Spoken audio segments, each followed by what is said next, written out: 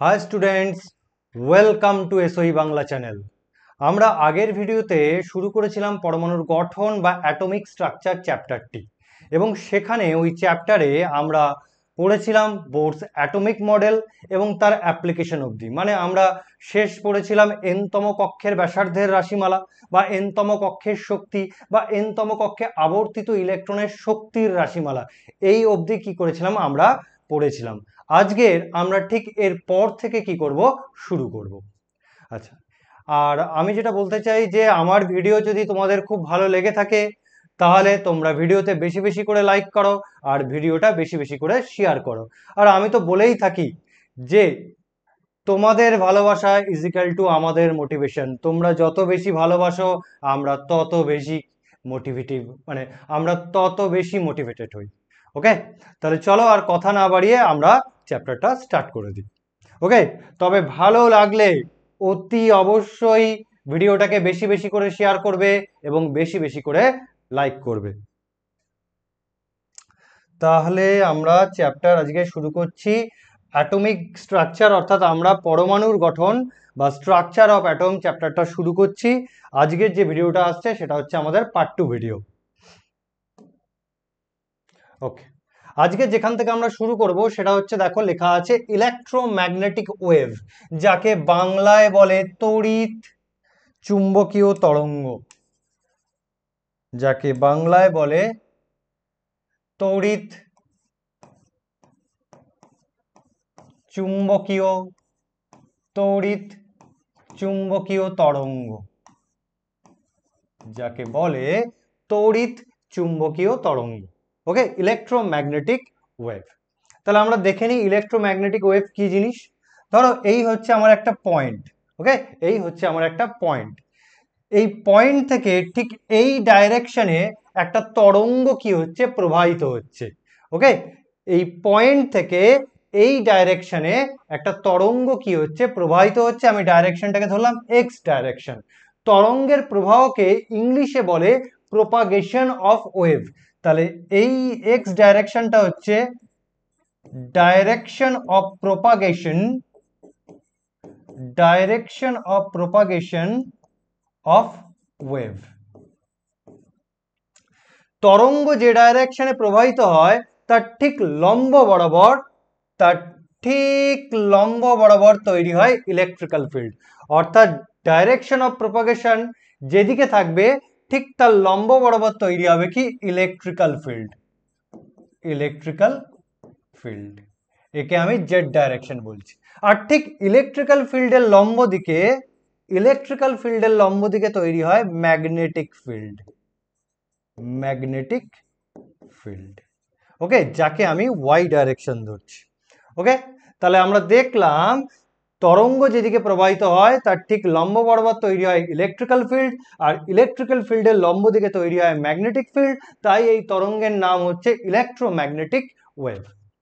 তাহলে আমার তরঙ্গটা এক্স ডাইরেকশনে কি হচ্ছে, প্রবাহিত হচ্ছে। তাহলে আমার ইলেকট্রিক্যাল ফিল্ড তৈরি হবে ঠিক এই বরাবর।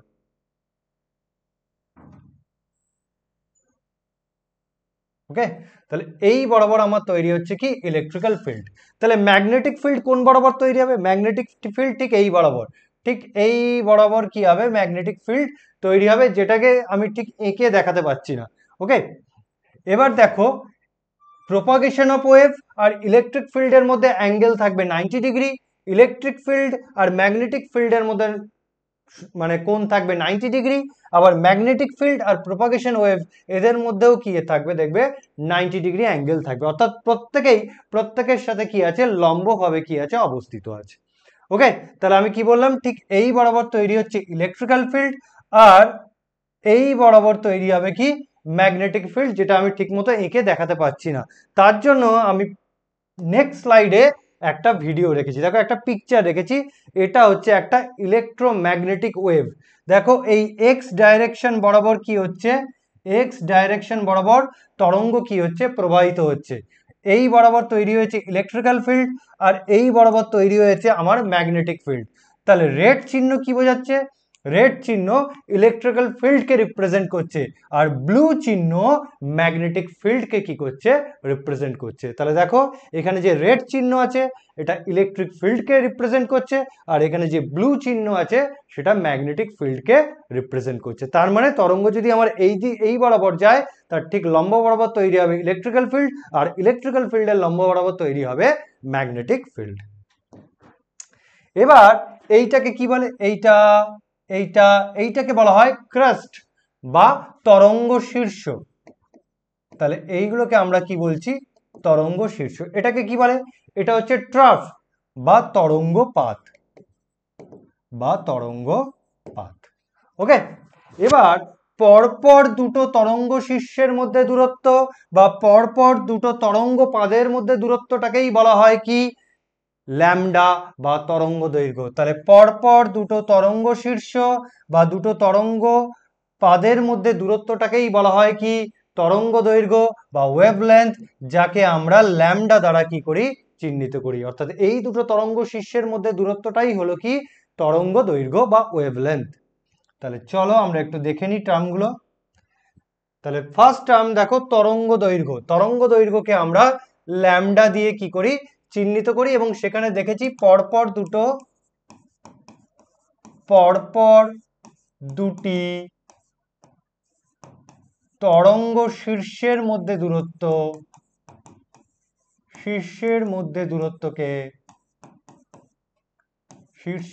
দূরত্বকে তরঙ্গ দৈর্ঘ্য বলে,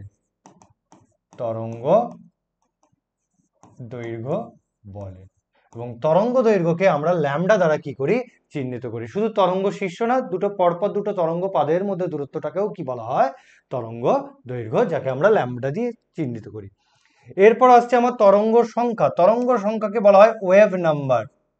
তরঙ্গ সংখ্যা হচ্ছে আমার ওয়েভ নাম্বার, যাকে আমরা নিউ বার দিয়ে চিহ্নিত করি। তরঙ্গ সংখ্যাকে আমরা নিউ বার দিয়ে চিহ্নিত করি।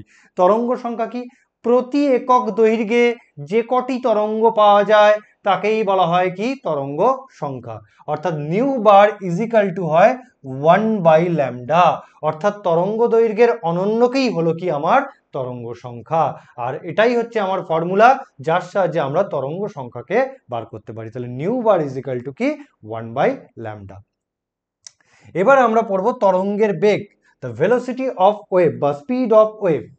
তরঙ্গের বেগ কাকে বলা হয়, 1 সেকেন্ডে তরঙ্গ যত দূরত্ব অতিক্রম করে তাকেই আমরা বলি তরঙ্গের বেগ।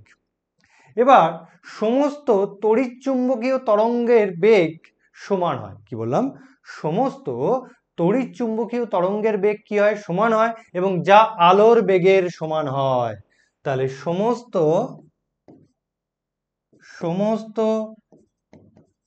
তড়িৎচুম্বকীয়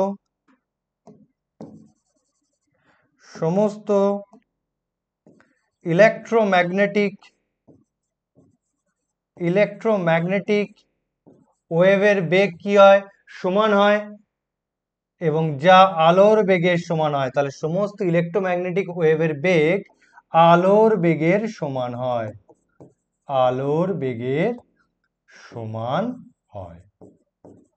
যার ফর্মুলা কি, ফর্মুলা হচ্ছে V equal to nu into lambda. Formula হচ্ছে ভি ইজিক্যাল টু নিউটা অনেকটা লি এর মতো দেখতে, নিউ ইন্টু ল্যামডা, যেখানে নিউটাকে কি বলে, কম্পাঙ্ক, যেখানে নিউটাকে বলা হয় কি, কম্পাঙ্ক বা ফ্রিকোয়েন্সি, আর ল্যামডাটাকে কি বলে, ল্যামডাটাকে বলে ওয়েভলেন্থ বা তরঙ্গ দৈর্ঘ্য। এইবার আছে কি তরঙ্গের কম্পাঙ্ক। তরঙ্গের কম্পাঙ্ক মানে সেটা হচ্ছে ফ্রিকোয়েন্সি। কম্পাঙ্ক কি, কোনো একটা নির্দিষ্ট বিন্দুর মধ্য দিয়ে যতগুলো তরঙ্গ পাস করবে সেটাই হচ্ছে কি তরঙ্গের কম্পাঙ্ক। তাহলে কম্পাঙ্ককে আমরা নিউ দ্বারা চিহ্নিত করি, এবং সেটা কিভাবে বার করা হয়, নিউ ইজিক্যাল টু কি হবে, দেখো এই ফর্মুলা থেকে আমরা নিউর মান বার করব, তাহলে নিউ ইজিক্যাল টু কি হবে, আচ্ছা, একটা কাজ করি, এখানে তরঙ্গের বেগটাকে ভি না ধরে আমরা সি ধরি, কারণ আমরা জানি আলোর বেগকে সি দিয়ে কি করা হয়, চিহ্নিত করা হয়। তাহলে নিউ ইজিক্যাল টু কি হবে, সি বাই ল্যামডা, অথবা ল্যামডা ইজিক্যাল টু কি হবে, সি বাই নিউ। অর্থাৎ এই ফর্মুলার সাহায্যে আমরা কোনো তরঙ্গের কম্পাঙ্ক বা তরঙ্গ দৈর্ঘ্য বার করতে পারি। তাহলে এই ছিল আমার তরঙ্গ দৈর্ঘ্য, তরঙ্গ সংখ্যা, তরঙ্গ বেগ আর তরঙ্গের কম্পাঙ্ক বা ফ্রিকোয়েন্সি। ওকে, এবং এই ফর্মুলা দিয়ে তোমরা দেখবে তোমাদের নিউমেরিক্যালস করতে দেবে। আচ্ছা চলো নেক্সট স্লাইডে। তার আগে একটু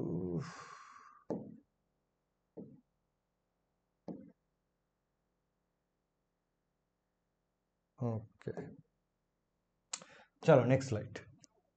আচ্ছা, নেক্সট স্লাইডে আমরা পড়বো ইলেকট্রোম্যাগনেটিক স্পেকট্রাম। সেটা আবার কি? ইলেকট্রোম্যাগনেটিক স্পেকট্রাম বা যাকে বলছে তড়িৎ চুম্বকীয় বর্ণালী, তড়িৎ চুম্বকীয় বর্ণালী। ওকে, দেখা যায় আলোর তরঙ্গ দৈর্ঘ্য, আলোর তরঙ্গ দৈর্ঘ্য 400 থেকে 700 ন্যানোমিটারের মধ্যে থাকলে সেই আলোকে আমরা খালি চোখে দেখতে পাই এবং সেই অঞ্চলটাকে বলা হয় ভিজিবল রিজিয়ন। বা কোনো বিকিরণের তরঙ্গ দৈর্ঘ্য যদি 400 ন্যানোমিটার থেকে 700 ন্যানোমিটারের মধ্যে থাকে, তাহলে সেই বিকিরণের কালারটাকে আমি খালি চোখে দেখতে পাই, তাই ওই অঞ্চলটাকে বলা হয় কি, ভিজিবল রিজিয়ন। তাহলে আমার ভিজিবল রিজিয়ন কোনটা, এই এই এইটা হচ্ছে আমার ভিজিবল রিজিয়ন। সেটা কত, 400 ন্যানোমিটার থেকে 750 ন্যানোমিটার। ওকে, এইটা হচ্ছে আমার কি, ভিজিবল রিজিয়ন, ভিজিবল রিজিয়ন।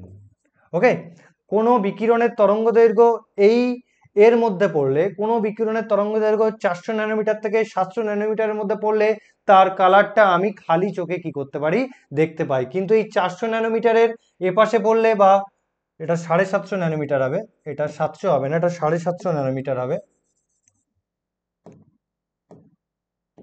এটা 750 ন্যানোমিটার হবে। বিকিরণের তরঙ্গ দৈর্ঘ্য যদি 750 ন্যানোমিটারের থেকে বেশি হয় তাহলেও আমি খালি চোখে দেখতে পাবো না, বা 400 ন্যানোমিটারের থেকে কম হয় তাহলেও সেই কালারটাকে আমি খালি চোখে দেখতে পাবো না। তাই 400 ন্যানোমিটার থেকে 750 ন্যানোমিটার, এটাই হচ্ছে কি আমার ভিজিবল রিজিয়ন। ঠিক তার এপাশে, ঠিক তার বাম দিকে আছে ইউভি রিজিয়ন, ইউভি রিজিয়ন। ওকে, ইউভি রিজিয়নের বাম দিকে কি আছে, এর বাম দিকে আছে আমার X ray, X ray region. ঠিক এক্স রে এর বাম দিকে কি আছে, এক্স রে এর বাম দিকে আছে আমার গামা রে, গামা রে। ভিজিবল রিজিয়নের ডান দিকে কি আছে, ডান দিকে আছে আমার আইআর রিজিয়ন বা ইনফ্রারেড রিজিয়ন, ইনফ্রারেড রিজিয়ন। ওকে, ইনফ্রারেড রিজিয়নের ডান দিকে কি আছে, এদিকে আছে আমার রেডিও ওয়েভ, এদিকে আছে আমার রেডিও ওয়েভ। এটাই হচ্ছে কি আমার ইলেকট্রোম্যাগনেটিক স্পেকট্রাম বা তড়িৎ চুম্বকীয় বর্ণালী। এবং তুমি দেখতে পাচ্ছ তরঙ্গ দৈর্ঘ্য এখানে কত আছে, 400 ন্যানোমিটার, এখানে কত আছে, 750 ন্যানোমিটার। মানে আমি যদি বাম দিক থেকে ডান দিকে যাই তাহলে আমার তরঙ্গ দৈর্ঘ্য ল্যামডা কি করবে, ইনক্রিজ করবে। আর আমরা জানি তরঙ্গ দৈর্ঘ্য যদি ইনক্রিজ করে তাহলে সেই দিকে কম্পাঙ্ক কি হয়ে যাবে, কমে যাবে, কারণ কম্পাঙ্ক আর তরঙ্গ দৈর্ঘ্যের মধ্যে ব্যস্তানুপাতিক সম্পর্ক। অর্থাৎ বাম দিক থেকে ডান দিকে যদি আমি যাই তাহলে আমার কম্পাঙ্ক কি হবে, ডিক্রিজ করবে। ওকে, তাহলে এই গেল আমার কি, ইলেকট্রোম্যাগনেটিক স্পেকট্রাম বা তড়িৎ চুম্বকীয় বর্ণালী, যেখানে 400 ন্যানোমিটার থেকে 750 ন্যানোমিটার, একে আমি বলছি ভিজিবল রিজিয়ন। তার বাম দিকে আছে ইউভি রিজিয়ন, তারও বাম দিকে আছে এক্স রে, এক্স রে বাম দিকে আছে গামা রে। আর ভিজিবল রিজিয়নের ডান দিকে আছে ইনফ্রারেড রিজিয়ন এবং তার ডান দিকে আছে কি, রেডিও ওয়েভ। বাম দিক থেকে ডান দিকে যদি আমি যাই, অর্থাৎ আমি গামা রে থেকে রেডিও ওয়েভের দিকে যাই, তাহলে ল্যামডা কি করে, আমার ইনক্রিজ করে, আর ফ্রিকোয়েন্সি কি করে, ডিক্রিজ করে। ওকে, তাহলে চলো next, next slide. Next slide হচ্ছে আমাদের অত্যন্ত ইম্পর্টেন্ট, অত্যন্ত ইম্পর্টেন্ট, যেখান থেকে কোশ্চেন থাকবেই থাকবে, যেখান থেকে তোমাদের সেমিস্টার ওয়ানে কোশ্চেন থাকবেই থাকবে, সেটা হচ্ছে লাইন স্পেকট্রাম অফ হাইড্রোজেন বা হাইড্রোজেন বর্ণালী বা হাইড্রোজেনের রেখা বর্ণালী। হাইড্রোজেনের রেখা বর্ণালী, হাইড্রোজেনের রেখা বর্ণালী। ওকে, হাইড্রোজেন বর্ণালী বা হাইড্রোজেনের রেখা বর্ণালী। হাইড্রোজেনে কটা ইলেকট্রন থাকে? হাইড্রোজেনে একটা ইলেকট্রন থাকে, কিন্তু হাইড্রোজেনের একটা ইলেকট্রন থাকা সত্ত্বেও ওর পারমাণবিক বর্ণালীতে আমি 6টি রেখা বর্ণালীর সিরিজ কি করতে পারি? দেখতে পারি। তাহলে কি বললাম? ওর মধ্যে একটা ইলেকট্রন থাকা সত্ত্বেও ওর পারমাণবিক বর্ণালীতে 6টি রেখা বর্ণালীর সিরিজ দেখতে পাওয়া যায়। কি করে দেখতে পাওয়া যায় আমরা একটু দেখে নিই। আচ্ছা, তাহলে আমি এখানে লিখে দিই, হাইড্রোজেন পরমাণুতে একটি ইলেকট্রন থাকলেও বা একটি ইলেকট্রন থাকা সত্ত্বেও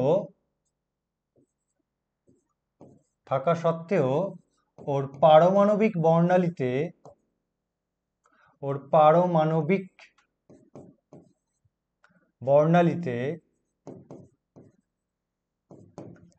6টি রেখা বর্ণালীর সিরিজ দেখতে পাওয়া যায়। 6টি রেখা বর্ণালীর সিরিজ দেখতে পাওয়া যায়।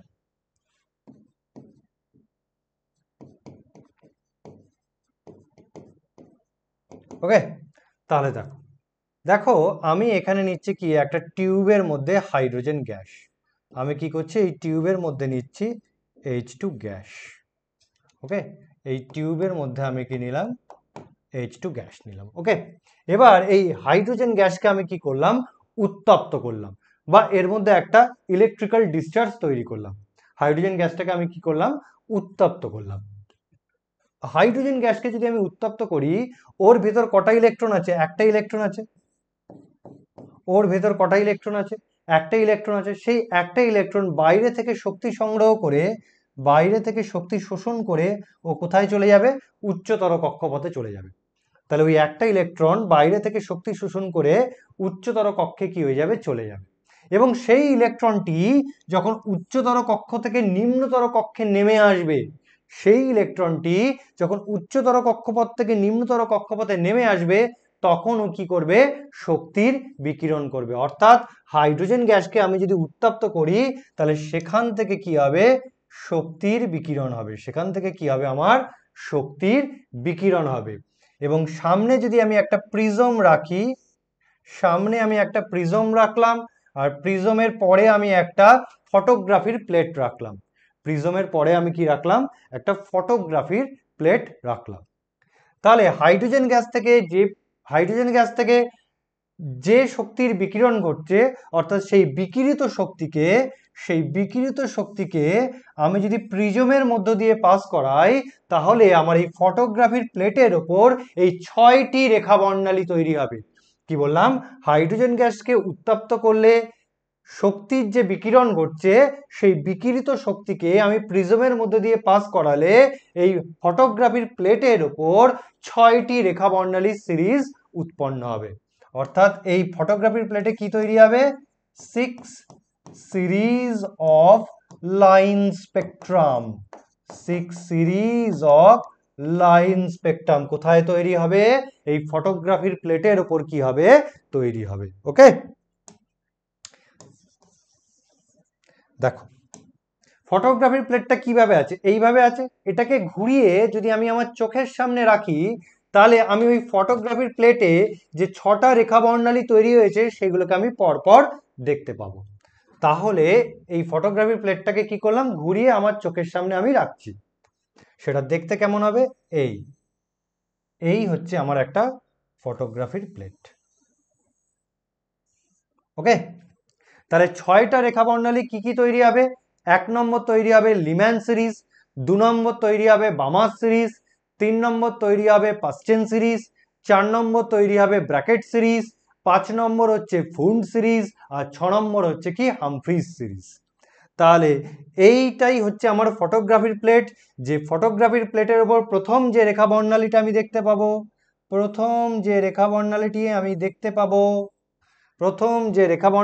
দেখতে পাবো, সেটা হচ্ছে আমার লিম্যান সিরিজ।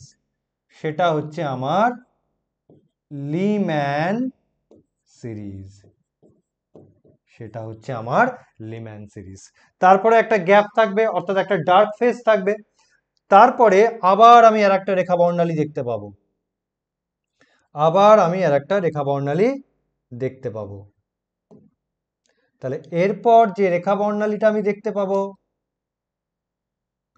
এরপর যে রেখা বর্ণালীটা আমি দেখতে পাবো সেটাকে বলা হচ্ছে বামার সিরিজ, সেটাকে বলা হচ্ছে বামার সিরিজ। ওকে, তারপর আবার একটা গ্যাপ থাকবে, অর্থাৎ আবার একটা ডার্ক ফেজ থাকবে। ডার্ক ফেজের পর আমি আবার আর একটা রেখা বর্ণালী দেখতে পাবো।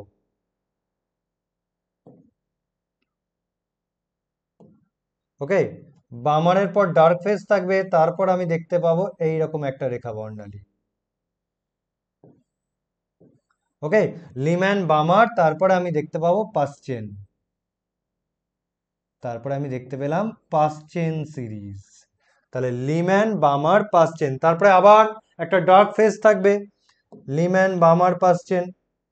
তারপরে আমি কি দেখতে পাবো, তারপর আবার একটা ডার্ক ফেজ থাকবে, তারপর আবার আমি একটা রেখা বর্ণালী দেখতে পাবো। তাহলে লিম্যান বামার পাশ্চেন, তারপরে তৈরি হবে ব্র্যাকেট, তারপরে তৈরি হবে ব্র্যাকেট সিরিজ। ওকে, তারপর আবার ডার্ক ফেজ থাকবে, আবার ডার্ক ফেজ থাকবে, তারপর আমি দেখতে পাবো আবার ডার্ক ফেজ থাকবে, তারপর আমি দেখতে পাবো আর একটা রেখা বর্ণালী সিরিজ। ওকে, লিম্যান বামার পাশ্চেন ব্র্যাকেট, এইবার আমি দেখতে পাবো ফুন্ড, ফুন্ড সিরিজ। এরপর আমরা দেখতে পাবো ফুন্ড সিরিজ। তারপরে আবার কি থাকবে, তারপর আবার একটা ডার্ক ফেজ থাকবে, তারপর আবার আমি আর একটা রেখা বর্ণালী সিরিজ দেখতে পাবো, আমি আবার একটা রেখা বর্ণালী সিরিজ দেখতে পাবো। সেটা কি, সেটা হচ্ছে এই, আমি আবার কি করছি আর একটা রেখা বর্ণালী সিরিজ দেখতে পাচ্ছি। তাহলে লিম্যান বামার পাশ্চেন ব্র্যাকেট ফুন্ড, এবার আমি দেখতে পাবো হামফ্রি বা হামফ্রিজ সিরিজ। তাহলে দেখো আমার 6টা রেখা বর্ণালী তৈরি হয়েছে, লিম্যান সিরিজ, তারপরে বামার সিরিজ, তারপরে পাশ্চেন সিরিজ, তারপরে ব্র্যাকেট সিরিজ, তারপরে ফুন্ড সিরিজ, এবং তারপরে হচ্ছে আমার হামফ্রিজ সিরিজ। এর মধ্যে লিম্যান সিরিজটা দেখতে পাওয়া যায় ইউভি রিজিয়নে, ইউভি রিজিয়নে। ওকে, লিম্যান সিরিজটা আমরা ইউভি রিজিয়নে দেখতে পাবো।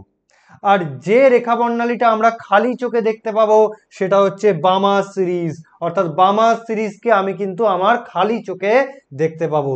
তাই বামার সিরিজটাকে দেখতে পাওয়া যায় ভিজিবল রিজিয়নে, মানে এটাই হচ্ছে সেই রেখা বর্ণালী যেটাকে আমি খালি চোখে দেখতে পাবো, অন্যান্য রেখা বর্ণালীকে আমি খালি চোখে দেখতে পাবো না। তারপরে এবার পাশ্চেন থেকে Humphreys,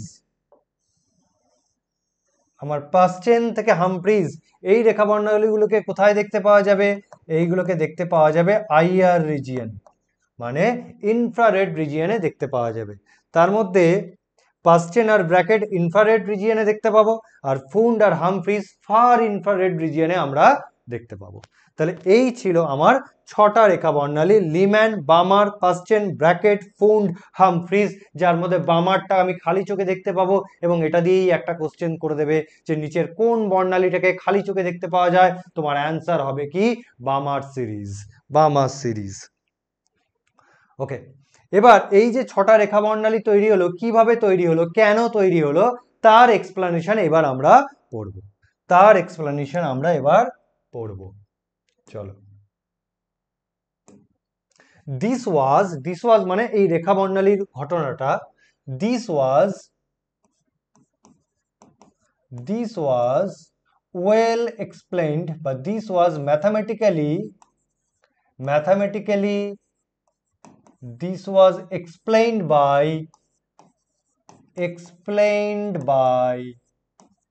Rydberg equation, Rydberg's equation, অর্থাৎ গাণিতিকভাবে রিডবার্গ ইকুয়েশনের সাহায্যে আমি এই 6টা রেখা বর্ণালীর উৎপত্তিটা ব্যাখ্যা করতে পারি। তাহলে কি বললাম, রিডবার্গ সমীকরণের সাহায্যে গাণিতিকভাবে হাইড্রোজেন পরমাণুর এই যে 6টা বর্ণালী, মানে 6টা রেখা বর্ণালীর উৎপত্তি ঘটছে, তার ব্যাখ্যা আমরা দিতে পারি। কোন ইকুয়েশনের সাহায্যে তার ব্যাখ্যা দিতে পারি? রিডবার্গ ইকুয়েশনের সাহায্যে দিতে পারি। তাহলে চলো আমরা দেখে নিই রিডবার্গ ইকুয়েশন কি। রিডবার্গ সমীকরণ। ওকে, রিডবার্গ সমীকরণটা কি? সেটা হচ্ছে আমার নিউ বার। নিউ বারটাকে কি বলা হয়? তরঙ্গ সংখ্যা is equal to 1 by lambda. Nu bar is equal to কি? 1 বাই ল্যামডা। ল্যামডা হচ্ছে তরঙ্গ দৈর্ঘ্য, is equal to RH into 1 by n1 square minus 1 by n2 square. এটাই হচ্ছে আমার রিডবার্গ ইকুয়েশন। এবং এই রিডবার্গ ইকুয়েশন তুলেই তোমাকে নিউমেরিক্যালস করতে দেবে। এই রিডবার্গ ইকুয়েশন থেকেই তোমাকে নিউমেরিক্যালস করতে দেবে। এবার আমরা একটা করে দেখি নিউ বারটা কি। নিউ বারটাকে আমরা বললাম তরঙ্গ সংখ্যা বা ওয়েভ নাম্বার। ওকে, RH টা কি? RH টা হচ্ছে রিডবার্গ কনস্ট্যান্ট বা রিডবার্গ ধ্রুবক। রিডবার্গস কনস্ট্যান্ট, রিডবার্গস কনস্ট্যান্ট, যার ভ্যালু কত তোমাকে মুখস্থ রাখতে হবে 109677 সেন্টিমিটার টু দি পাওয়ার -1। এটাই হচ্ছে আমার রিডবার্গ কনস্ট্যান্টের মান। n1 কি? n1 হচ্ছে নিম্নতর কক্ষপথ, অর্থাৎ যে কক্ষপথে ইলেকট্রন নেমে পড়বে, যে কক্ষপথে ইলেকট্রন এসে পৌঁছাবে। তাহলে n1 হচ্ছে আমার গ্রাউন্ড স্টেট বা নিম্নতর কক্ষপথ। গ্রাউন্ড স্টেট বা যাকে আমি বলছি নিম্নতর কক্ষপথ, অর্থাৎ যে কক্ষপথে এসে ইলেকট্রন পৌঁছাবে। n2টা কি? n2টা হচ্ছে হায়ার এনার্জি স্টেট, মানে উচ্চতর কক্ষপথ। হায়ার এনার্জি স্টেট, উচ্চতর কক্ষপথ। উচ্চতর কক্ষপথ মানে যে কক্ষপথ ছেড়ে ইলেকট্রন আসবে। n1 কি? যে কক্ষপথে ইলেকট্রন পৌঁছাবে। n2টা কি? যে কক্ষপথ ছেড়ে ইলেকট্রন আসবে। তাই n1 কে বলা হচ্ছে গ্রাউন্ড স্টেট আর n2টা হচ্ছে হায়ার এনার্জি স্টেট। ওকে, আর ল্যামডাটা তোমরা জানো, ল্যামডাটাকে কি বলা হয়? তরঙ্গ দৈর্ঘ্য। ওকে, এইবার আমরা দেখি এই সমীকরণের সাহায্যে কিভাবে রেখা বর্ণালীর ব্যাখ্যা করা হচ্ছে। তাহলে দেখো এক নম্বর কি বলছে? এই সমীকরণ অনুযায়ী n1 এর ভ্যালু যদি 1 হয়, এই সমীকরণ অনুযায়ী n1 এর ভ্যালু যদি 1 হয় এবং n2 এর ভ্যালু গ্রেটার দ্যান 1 হয়, মানে n2 এর ভ্যালু কি হবে 2 3 4 এটসেট্রা, তখন যে রেখা বর্ণালী সিরিজ আমরা পাই তাকে বলা হয় লিম্যান সিরিজ। তাকে বলা হয় লিম্যান সিরিজ।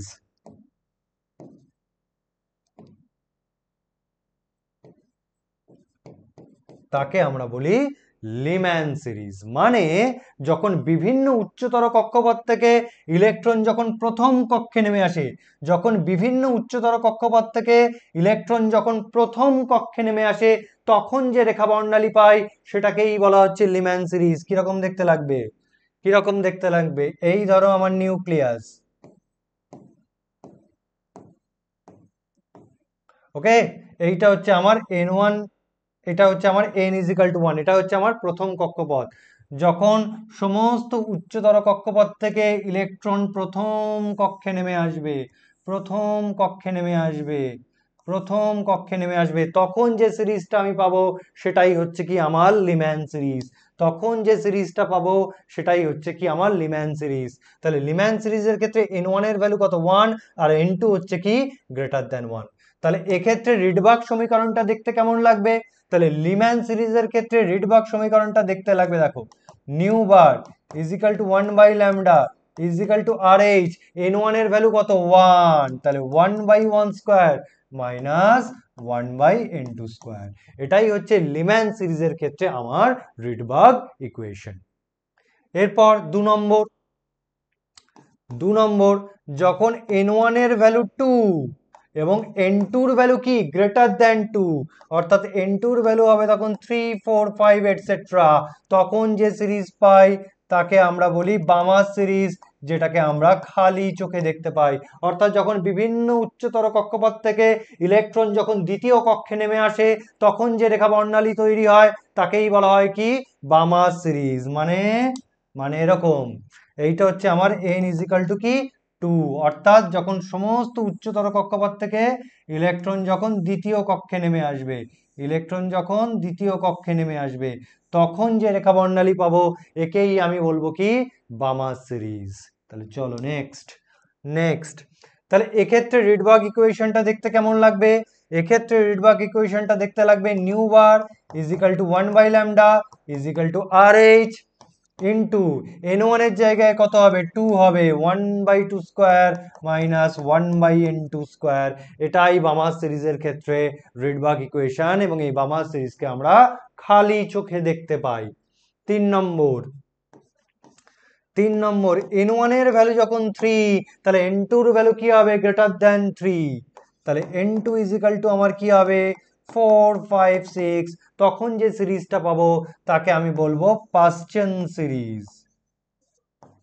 তখন যে সিরিজটা আমি পাবো তাকে আমি বলবো কি পাশ্চেন সিরিজ।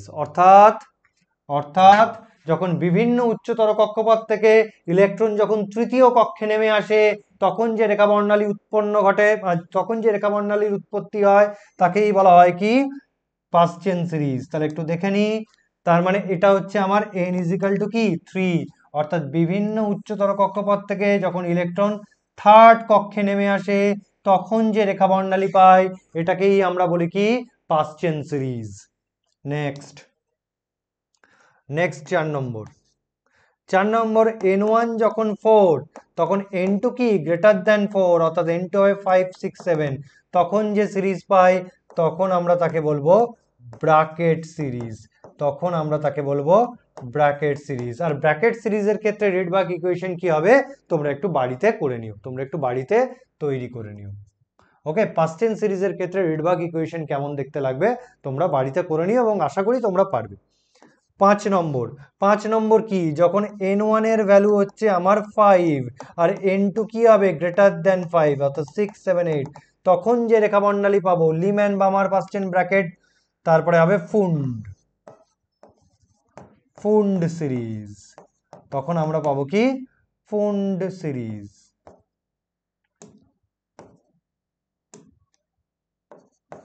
ওকে, তারপর 6 নম্বর কি n1 এর ভ্যালু যদি 6 হয় এবং n2 যদি গ্রেটার দ্যান 6 হয় মানে 7 8 9 ইত্যাদি, তখন যে রেখা বর্ণালী উৎপন্ন হয় তাকে আমরা বলি হামফ্রিজ সিরিজ। এই হচ্ছে 6টা রেখা বর্ণালী যেটা আমি রিডবার্গ সমীকরণের সাহায্যে ব্যাখ্যা করলাম। ওকে, এই হচ্ছে আমার 6টা রেখা বর্ণালী। পরীক্ষায় তোমাকে এইটা দিয়ে এই সমীকরণ দিয়েই তোমাকে কিন্তু নিউমেরিক্যালস করতে দেবে। পরীক্ষায় এই সমীকরণ ব্যবহার করে তোমাকে নিউমেরিক্যালস করতে দেবে। তাহলে এই সমীকরণ ব্যবহার করে কি ধরনের নিউমেরিক্যালস আছে চলো আমরা দেখে নিই এই সমীকরণটাকে ব্যবহার করে কি ধরনের নিউমেরিক্যালস আমাদের দিয়ে থাকে পরীক্ষায়। তাহলে কি ধরনের নিউমেরিক্যালস আমাদের পরীক্ষায় দিয়ে থাকে এই সমীকরণ ব্যবহার করে। চলো পেয়ে গেছি। চলো দেখো এখানে তোমাকে দিয়েছে হাইড্রোজেন পরমাণুর, আচ্ছা এখানে একটা জিনিস আগে একটু করাতে হবে, দাঁড়াও একটা জিনিস একটু মিস খেয়ে গেছি, আমি একটু করিয়ে দিই। চলো, এই যে রিডবার্গ সমীকরণটা আমি দিয়েছি এটা হাইড্রোজেন পরমাণুর ক্ষেত্রে প্রযোজ্য। এটা আমার হাইড্রোজেন পরমাণুর ক্ষেত্রে প্রযোজ্য। হাইড্রোজেন পরমাণুর ক্ষেত্রে কোনটা? এইটা। এই রিডবার্গ সমীকরণটা হাইড্রোজেন পরমাণুর ক্ষেত্রে প্রযোজ্য। তাহলে যে কোনো পরমাণুর ক্ষেত্রে কি হবে? তাহলে আমার যে কোনো পরমাণুর ক্ষেত্রে যাদের একটা ইলেকট্রন আছে, তাহলে যে কোনো পরমাণুর ক্ষেত্রে রিডবার্গ সমীকরণটা কি হবে? রিডবার্গ সমীকরণ কেমন দেখতে লাগবে? সেটা দেখতে লাগবে nu bar is equal to 1 by lambda is equal to RH into Z square. তাহলে কি আসবে extra? Z square, third bracket দিয়ে 1 by n1 square minus 1 by n2 square, যেখানে জেড কি? জেড হচ্ছে পরমাণু ক্রমাঙ্ক, মানে হচ্ছে অ্যাটমিক নাম্বার। হাইড্রোজেন পরমাণুর ক্ষেত্রে কি হয়?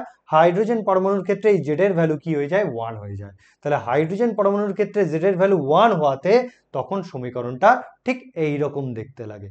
তখন সমীকরণটা ঠিক আমার এই রকম দেখতে লাগে, কারণ হাইড্রোজেন পরমাণুর ক্ষেত্রে জেড এর ভ্যালু কি হয়, 1 হয়। আর এটা হচ্ছে কি যে কোনো পরমাণুর ক্ষেত্রে যাদের কি আছে, একটা ইলেকট্রন আছে, সরি একটা ইলেকট্রন আছে বলাটা ভুল হলো, যে এটা হচ্ছে যে কোনো পরমাণুর ক্ষেত্রে, যে কোনো পরমাণুর ক্ষেত্রে রিডবার্গ সমীকরণটা হচ্ছে আমার এটা। চলো তাহলে চলো আমরা সেই অঙ্কটা একটু দেখে নিই।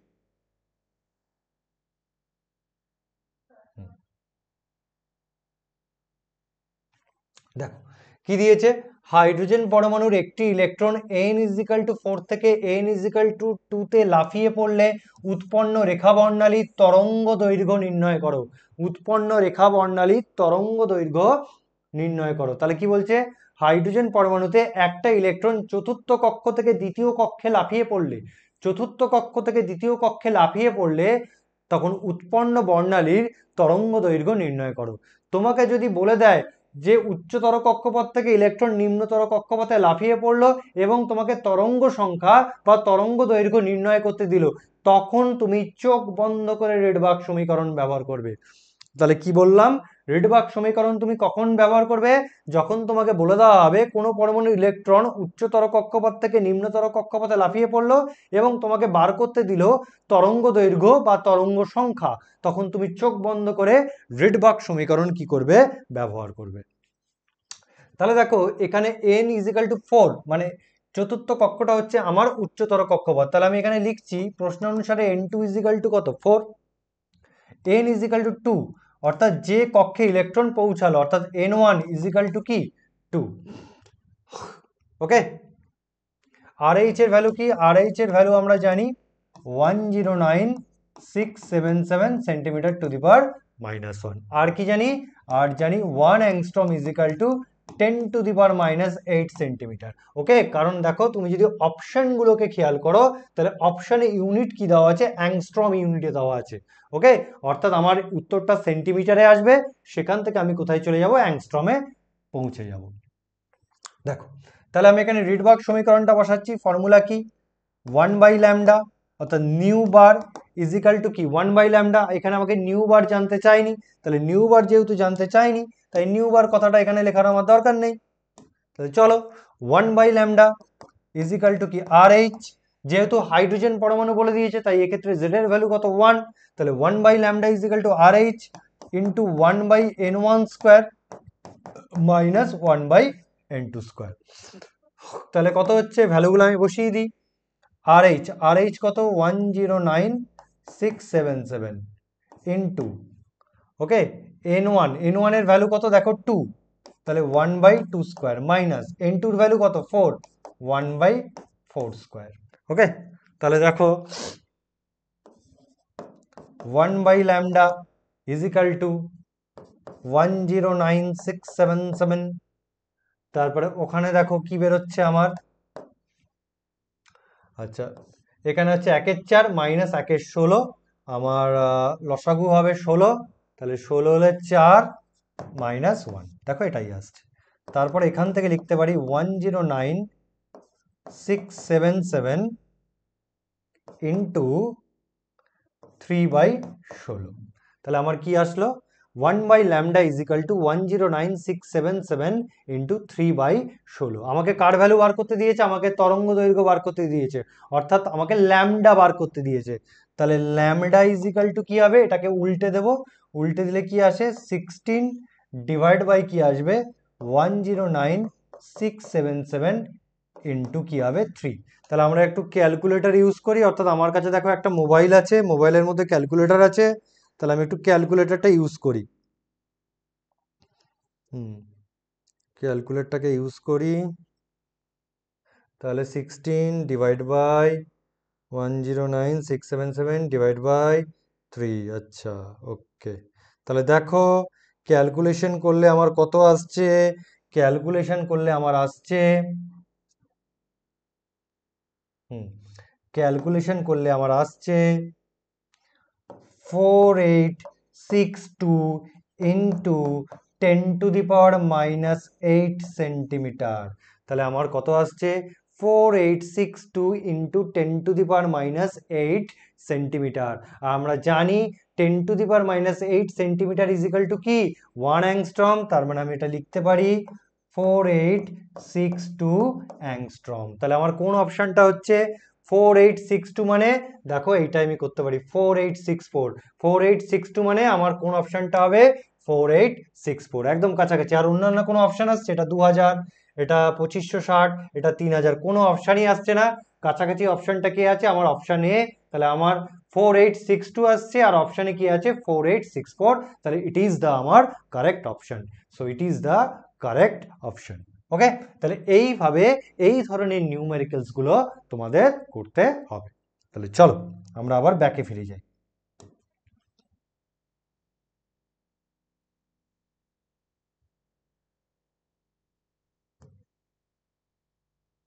তাহলে তাহলে দেখো, এই ছিল আমার রিডবার্গ সমীকরণ এবং এই ছিল হাইড্রোজেন পরমাণুর রেখা বর্ণালী। ওকে, এই হাইড্রোজেনের পরমাণুর রেখা বর্ণালী থেকে বিভিন্ন ধরনের কোশ্চেন এসে থাকে। ওকে, তাহলে তার জন্য আমাকে কিছু কিছু এক্সট্রা জিনিস বা ইম্পর্টেন্ট পয়েন্ট জেনে রাখতে হবে, যে পয়েন্টগুলো থেকে তোমাকে পরীক্ষায় কোশ্চেন দেবে। তাহলে চলো, তাহলে এটাকে আমি একটু মুছে দিচ্ছি, লাগবে না আমাদের।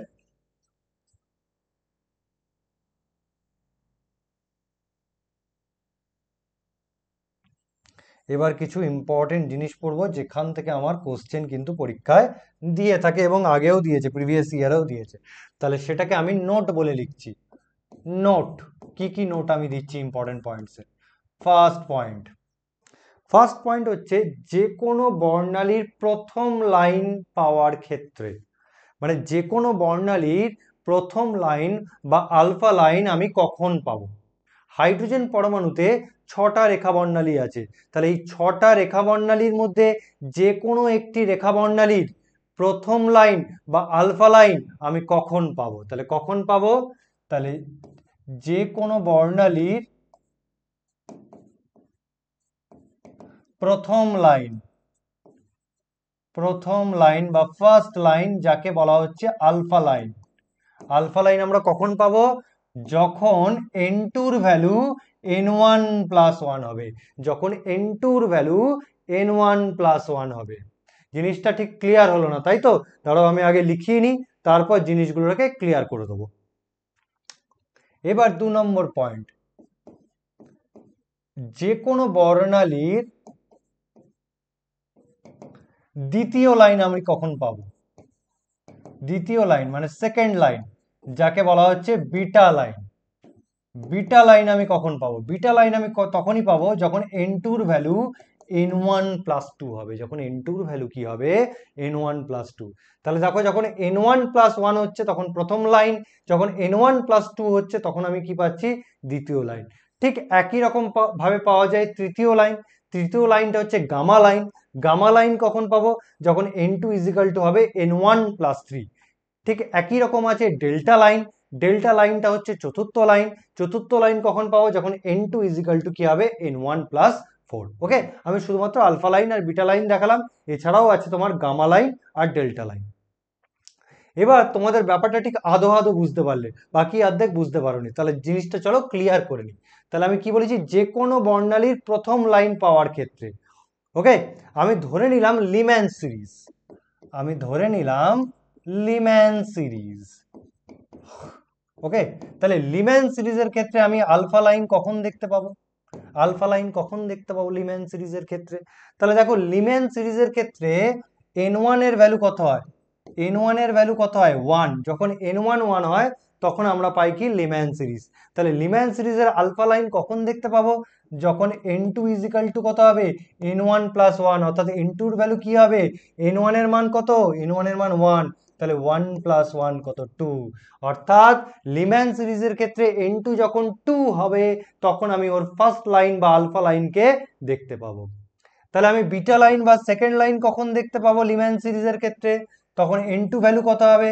n2 ভ্যালু n1 প্লাস 2 হবে, অর্থাৎ 1 প্লাস 2 3। অর্থাৎ লিম্যান সিরিজের ক্ষেত্রে n2 এর ভ্যালু যখন 3 হবে তখন আমি বিটা লাইন বা দ্বিতীয় লাইনকে পাবো বা দেখতে পাবো। এ তো গেল লিম্যান সিরিজ। বামা সিরিজের ক্ষেত্রে কি হবে একটু দেখে নি। বামার সিরিজ, বামার সিরিজ, দেখো বামার সিরিজের ক্ষেত্রে n1 এর ভ্যালু কি হয় 2 হয়, বামার সিরিজের ক্ষেত্রে n1 এর ভ্যালু কি হয় 2 হয়। তাহলে বামার সিরিজের ক্ষেত্রে আলফা লাইন কখন পাবো, যখন n2 এর ভ্যালু কি হবে n1 প্লাস 1। তাহলে এখানে n1 এর ভ্যালু কত, বামার সিরিজের ক্ষেত্রে n1 হচ্ছে 2, 2 প্লাস 1 ইজ ইকাল টু কি 3। যখন n2 এর ভ্যালু 3 তখন বামার শ্রেণীর ক্ষেত্রে আমি আলফা লাইন পাবো। তাহলে বিটা লাইন কখন পাবো, বিটা লাইন কখন পাবো বামার সিরিজের ক্ষেত্রে, তাহলে n2 ইজ ইকাল টু কি হবে n1 প্লাস 2, n1 এর ভ্যালু কত 2, 2 প্লাস 2 ইজ ইকাল টু কি 4। অর্থাৎ যখন n2 এর ভ্যালু 4 তখন আমি বামার সারির ক্ষেত্রে বিটা লাইনকে দেখতে পাবো। এটাই হচ্ছে সেই জিনিস। ওকে, ক্লিয়ার হলো? আশা করছি তোমাদের ক্লিয়ার হয়েছে। আচ্ছা, তাহলে চলো এই ধরনের একটা অঙ্ক আমরা দেখে নিই, ঠিক এই ধরনের একটা নিউমেরিক্যালস আমরা একটু দেখে নিই, এই ধরনের নিউমেরিক্যালস কিরকম দিতে পারে। চলো এখান থেকে এই আলফা লাইন বিটা লাইন থেকে কিরকম নিউমেরিক্যালস তোমাকে দিতে পারে, চলো আমরা একটু দেখে নিই। এই যে দেখো দেওয়া আছে হাইড্রোজেন পরমাণুর বামার শ্রেণীর আলফা রেখার তরঙ্গ সংখ্যা কত হবে। তাহলে বামার শ্রেণীতে যে আলফা লাইন দেখতে পাবো সেই আলফা লাইনের তরঙ্গ সংখ্যা কত হবে, তোমাকে তরঙ্গ সংখ্যাও জানতে পারে বা তোমাকে তরঙ্গ দৈর্ঘ্য জানতে দিতে পারে বা জানতে পারে। তাহলে দেখো বামা শ্রেণীর ক্ষেত্রে, বামা সিরিজের ক্ষেত্রে n1 এর ভ্যালু কত 2, n2 এর ভ্যালু কত হবে, আলফা লাইন বলেছে, আলফা লাইন মানে n1 প্লাস 1, তার মানে কত হবে 2 প্লাস 1 ইজ ইকাল টু 3। আমাকে বার করতে দিয়েছে তরঙ্গ সংখ্যা, মানে আমাকে ইউজ করতে হবে রিডবার্গ ইকুয়েশন। তাহলে সেটা কি new bar is equal to কি 1 বাই ল্যামডা, আমাকে ল্যামডার ভ্যালু যেহেতু বার করতে দেয়নি তাই আমার ল্যামডা লেখার দরকার নেই, is equal to R H into 1 by n1 square.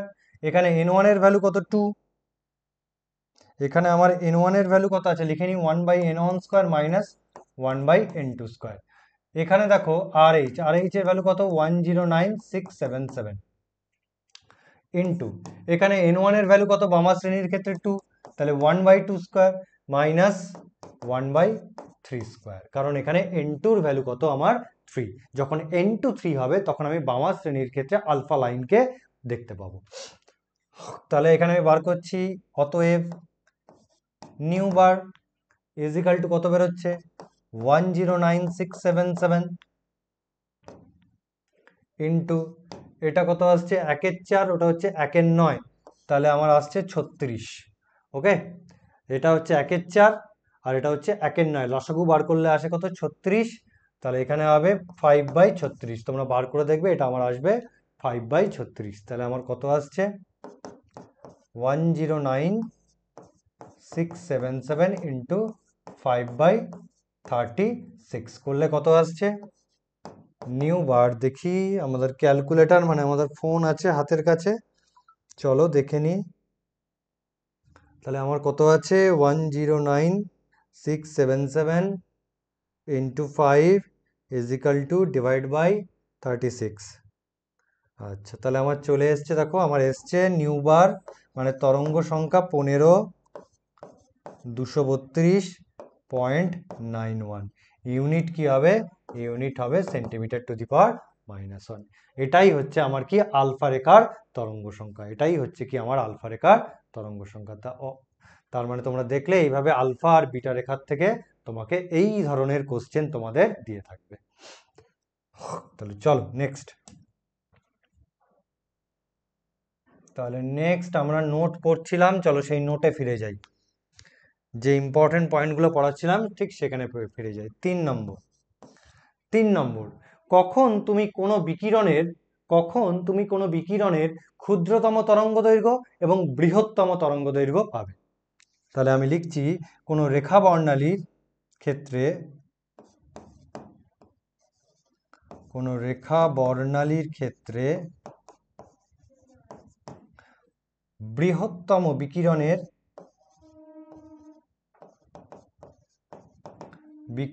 বৃহত্তম তরঙ্গ দৈর্ঘ্য বৃহত্তম তরঙ্গ দৈর্ঘ্য আমরা কখন পাবো? বৃহত্তম তরঙ্গ দৈর্ঘ্য কখন আমি পাবো? বৃহত্তম তরঙ্গ দৈর্ঘ্য মানে হচ্ছে longest wavelength.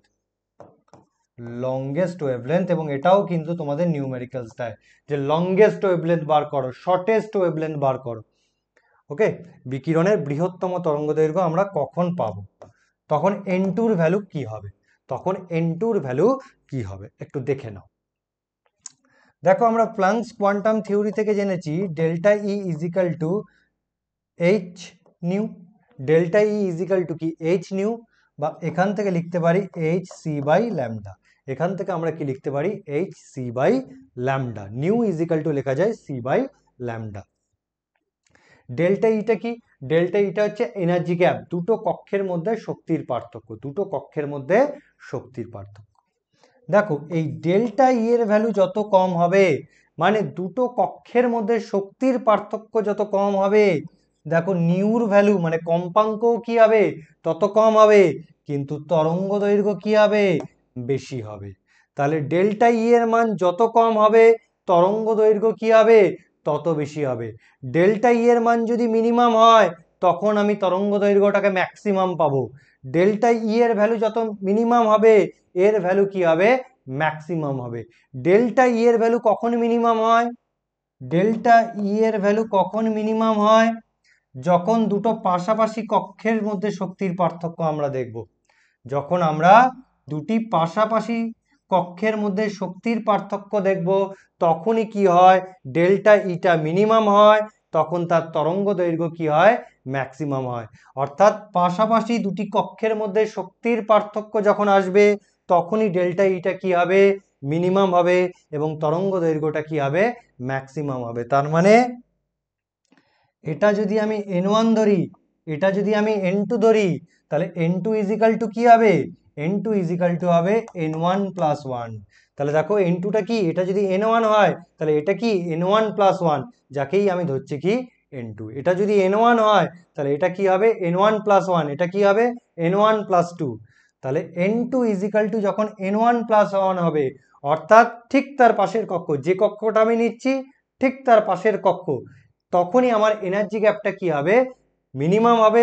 Energy gap minimum হলে তার তরঙ্গ দৈর্ঘ্য কি হয়?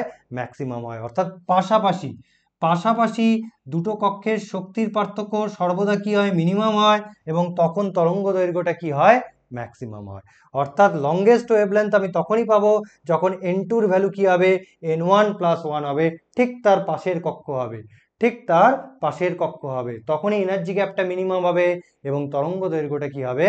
ম্যাক্সিমাম হবে। ওকে,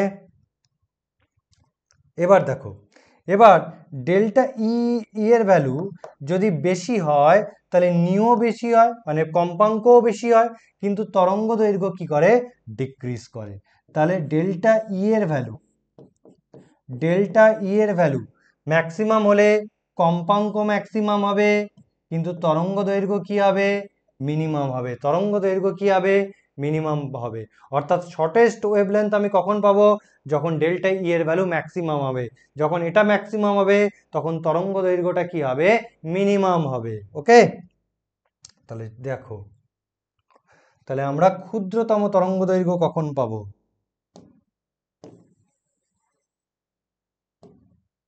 তাহলে আমরা দেখি ক্ষুদ্রতম তরঙ্গ দৈর্ঘ্য, শর্টেস্ট ওয়েভলেন্থ। ক্ষুদ্রতম তরঙ্গ দৈর্ঘ্য, শর্টেস্ট ওয়েভলেন্থ কখন আমি বার করতে পারবো? Shortest wavelength. তাহলে দেখো, ক্ষুদ্রতম তরঙ্গ দৈর্ঘ্য তখনই পাবো যখন n2 ইজিক্যাল টু ইনফিনিটিভ হবে। যখন n2 এর মান কি হবে? ইনফিনিটিভ হবে। অর্থাৎ অসীম দূরত্ব থেকে যখন ইলেকট্রন কোনো কক্ষে নেমে আসবে, তখন এনার্জি গ্যাপটা কি হবে? ম্যাক্সিমাম হবে, এবং তখন তরঙ্গ দৈর্ঘ্যটা কি হবে? মিনিমাম হবে। কি বলছি? ইলেকট্রন যখন অসীম দূরত্ব থেকে নিউক্লিয়াসের মধ্যে কোনো কক্ষে নেমে আসবে, ইলেকট্রনটা যখন অসীম দূরত্ব থেকে কোনো কক্ষে যখন নেমে আসবে, তখন এনার্জি গ্যাপটা হবে ম্যাক্সিমাম, এবং তরঙ্গ দৈর্ঘ্যটা হবে কি? মিনিমাম। তাহলে ক্ষুদ্রতম তরঙ্গ দৈর্ঘ্য কখন পাবো? যখন n2 এর ভ্যালু কি হবে? ইনফিনিটিভ হবে। লংগেস্ট ওয়েভলেন্থ কখন পাবো? যখন n2 এর ভ্যালু কি হবে? n1 প্লাস 1 হবে। ওকে, চলো আর একটা আছে। 4 নম্বর, নোটের 4 নম্বর পয়েন্ট, এটাও পরীক্ষায় দিয়ে থাকে। যে কটা পয়েন্ট দিলাম সে কটা পয়েন্ট দিয়ে কিন্তু তোমাদের পরীক্ষায় কোশ্চেন করেছে। যে কটা পয়েন্ট আমি এখানে দিচ্ছি সেই কটা পয়েন্ট থেকেই তোমাদের পরীক্ষায় কোশ্চেন দিয়েছে। কি দিয়েছে দেখো, ইলেকট্রন যখন উচ্চতর কক্ষ থেকে যাকে আমি ধরলাম N2, নিম্নতর কক্ষে মানে N1 নেমে আসে বা লাফিয়ে পড়ে, তখন উৎপন্ন রেখা বর্ণালীতে সর্বাধিক যে কটি তাহলে উৎপন্ন রেখা বর্ণালীতে সর্বাধিক যে কটি রেখা পাওয়া যায় বা উৎপন্ন রেখা বর্ণালীতে সর্বাধিক আলোক রেখার সংখ্যা কি করে বার করব? ফর্মুলাটা কি? Summation n2 - n1। অর্থাৎ একটা রেখা বর্ণালীতে সর্বাধিক কতগুলি আলোক রেখা পাওয়া যাবে তার ফর্মুলা কি? Summation n2 - n1। মানে তোমাকে বলে দিল ইলেকট্রন চতুর্থ কক্ষ থেকে 1 নম্বর কক্ষে লাফিয়ে পড়েছে। তাহলে উৎপন্ন রেখা বর্ণালীতে সর্বাধিক কতগুলো রেখা পাওয়া যাবে? কি করে বার করব? সামেশন 4 - 1 মানে কত আসছে? মানে আসছে সামেশন 3। সামেশন 3 মানে 3 + 2 + 1। সামেশন 3 মানে 3 + 2 + 1, অর্থাৎ রেখা বর্ণালীতে আমি 5টি আলোক রেখা পাবো। রেখা বর্ণালীতে আমি সর্বাধিক 5টি রেখা বর্ণালী পাবো। এবং এটা দিয়েও তোমাদের নিউমেরিক্যালস দিয়েছে। তাহলে চলো এইটা দিয়ে আমার কি নিউমেরিক্যালস দিয়েছে, এই ফর্মুলা ইউজ করে আমাকে কি নিউমেরিক্যালস দিয়েছে আমরা একটু দেখে নিই।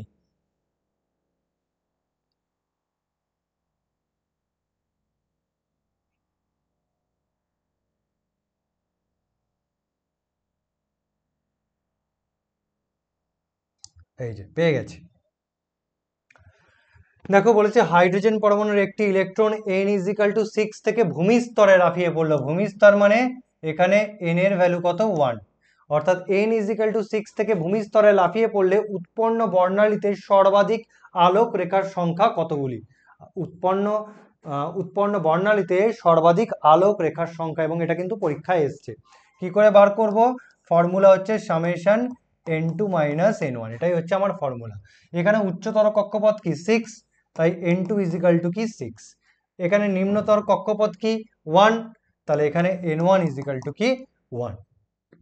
তাহলে ফর্মুলায় পুট করো, তাহলে আমার কত আসবে? 6 - 1 মানে হচ্ছে সামেশন 5। সামেশন 5 মানে 5 + 4 + 3 + 2 + 1 কত আসছে? 5 4 9 12 14 15। অর্থাৎ আমি 15টা আলোক রেখা পাচ্ছি। অর্থাৎ option C is the correct answer. Okay, এইভাবে তোমাকে নিউমেরিক্যালস করতে দেবে।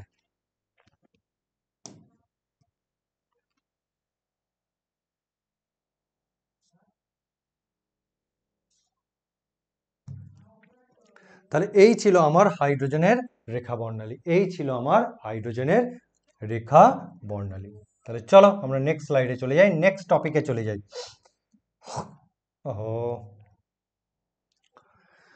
দেখো নেক্সট টপিক কি লেখা আছে? Dual nature of electrons, de Broglie hypothesis. এবার আমরা পড়বো নতুন একটা টপিক যেটার নাম হচ্ছে, অত্যন্ত ইম্পর্টেন্ট টপিক, যেটার নাম হচ্ছে কি? De Broglie hypothesis. এই ডি ব্রগলি হাইপোথিসিস কোথা থেকে আসলো? দেখো প্লাঙ্কস কোয়ান্টাম থিওরি থেকে আমরা জেনেছি লাইট অর্থাৎ আলোর দু ধরনের ধর্ম আছে। এক, লাইটের তরঙ্গ ধর্ম আছে, মানে ওয়েভ নেচার আছে। লাইটের তরঙ্গ ধর্ম আছে অর্থাৎ ওয়েভ নেচার আছে। ওকে, আর লাইটের কি আছে? পার্টিকেল নেচার, কণা ধর্ম আছে। এটা আমরা প্লাঙ্কস কোয়ান্টাম থিওরি থেকে জানতে পেরেছি। লাইট মানে কি? লাইট মানে আর কিছু নয় ফোটন। ফোটন। তাহলে লাইট বা ফোটনের দু ধরনের ধর্ম বর্তমান, এক তার তরঙ্গ ধর্ম, এক তার পার্টিকেল নেচার। তরঙ্গ ধর্ম আমরা কখন দেখতে পাই? যখন আলোর প্রতিফলন প্রতিসরণ হয় তখন আমরা তরঙ্গ ধর্ম পাই। আর যখন স্পেকট্রাম অর্থাৎ বর্ণালী তৈরি হয়, বা ধরো যখন কম্পটন এফেক্ট হয় বা আইনস্টাইনের ফটো ইলেকট্রিক এফেক্ট হয়, তখন আলো কি হয়? কণা ধর্ম কি করে? প্রদর্শন করে। এটা আমরা কোথা থেকে জানতে পেরেছি? প্লাঙ্কস কোয়ান্টাম তত্ত্ব থেকে জানতে পেরেছি। ডি ব্রগলি বললেন, শুধু লাইট কেন? শুধু লাইট কেন? যে কোনো মাইক্রোস্কোপিক পার্টিকেল, যে কোনো মাইক্রোস্কোপিক পার্টিকেল, যে কোনো মাইক্রোস্কোপিক পার্টিকেল, মাইক্রোস্কোপিক পার্টিকেল বলতে গতিশীল ইলেকট্রন বা গতিশীল প্রোটন, এদেরকে কি বলা হয়? Microscopic particle. অর্থাৎ ফোটনের মতো গতিশীল ইলেকট্রন বা গতিশীল প্রোটন দু ধরনের ধর্ম প্রদর্শন করে, দু ধরনের ধর্ম প্রদর্শন করে। এক কি? ওয়েভ নেচার, আর কি? Particle nature. এটা কে বললেন? এটা বললেন আমাদের ডি ব্রগলি। ডি ব্রগলি বললেন গতিশীল ফোটনের মতো গতিশীল ইলেকট্রন এবং গতিশীল প্রোটন একই সাথে ওয়েভ নেচার এবং একই সাথে পার্টিকেল নেচার প্রদর্শন করে। অর্থাৎ একই সাথে তরঙ্গ ধর্ম এবং একই সাথে কণা ধর্ম কি করে? প্রদর্শন করে। এবং তিনি প্রথম বিজ্ঞানী যিনি তরঙ্গ ধর্ম এবং কণা ধর্মের মধ্যে সম্পর্ক স্থাপন করেছিলেন।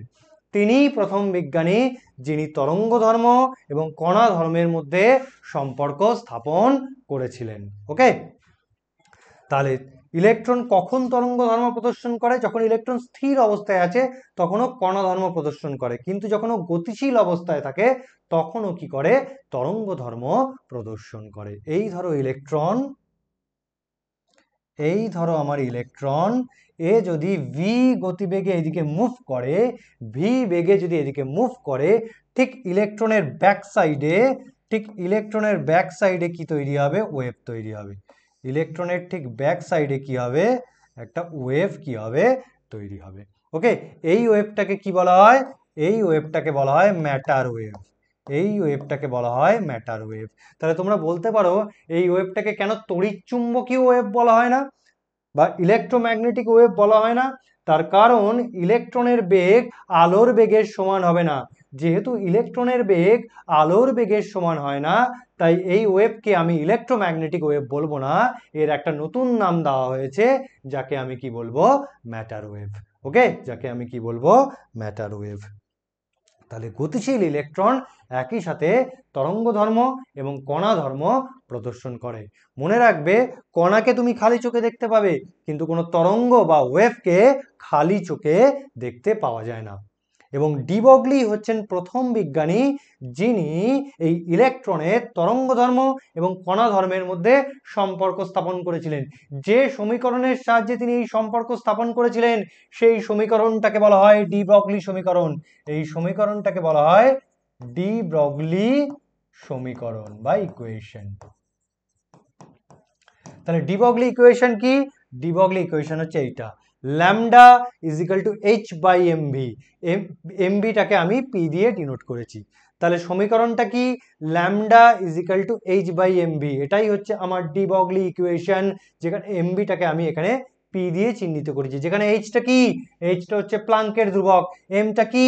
এমটা হচ্ছে আমার ইলেকট্রনের ভর। ভিটা কি? ভিটা হচ্ছে আমার ইলেকট্রনের বেগ। ল্যামডাটা কি? ল্যামডা হচ্ছে আমার তরঙ্গ দৈর্ঘ্য। তাহলে এখানে ল্যামডা ইলেকট্রনের তরঙ্গ ধর্মকে ব্যাখ্যা করে, এখানে এমভি ভরবেগ ইলেকট্রনের কণা ধর্মকে প্রদর্শন করে। তাহলে ল্যামডা তরঙ্গ দৈর্ঘ্য তরঙ্গ ধর্মকে ব্যাখ্যা করে, আর ভরবেগ ইলেকট্রনের কণা ধর্মকে কি করে? ব্যাখ্যা করে বা ডিসক্রাইব করে। এবং এটাই হচ্ছে কি আমার ডি ব্রগলি ইকুয়েশন, যেটা হচ্ছে lambda is equal to H by mv. Mv হচ্ছে ভরবেগ, p is equal to mv. এমভিটা হচ্ছে ভরবেগ, ইলেকট্রন ভরবেগ, ইলেকট্রনের ভরবেগ, যেখানে এমটা হচ্ছে ইলেকট্রনের মাস আর ভিটা হচ্ছে ইলেকট্রনের স্পিড। ওকে, আচ্ছা, এবার প্রশ্ন হলো এই lambda is equal to H by M V, এই সমীকরণটাকে কিভাবে পেলাম, এর ডেরিভেশনটা কি? তাহলে চলো এই সমীকরণটা আমরা একটু প্রুফ করে দেখাই। এই সমীকরণটা কিভাবে আসলো সেটা আমি প্রুফ করে দেখাই। চলো, ডি ব্রগলি কি করলেন, প্লাঙ্কের কাছ থেকে তার ফর্মুলা ধার করলেন, অর্থাৎ প্লাঙ্কস কোয়ান্টাম থিওরি।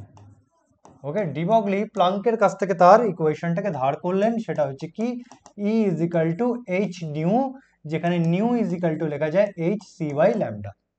ওকে, এটাকে 1 নম্বর সমীকরণ দিচ্ছি।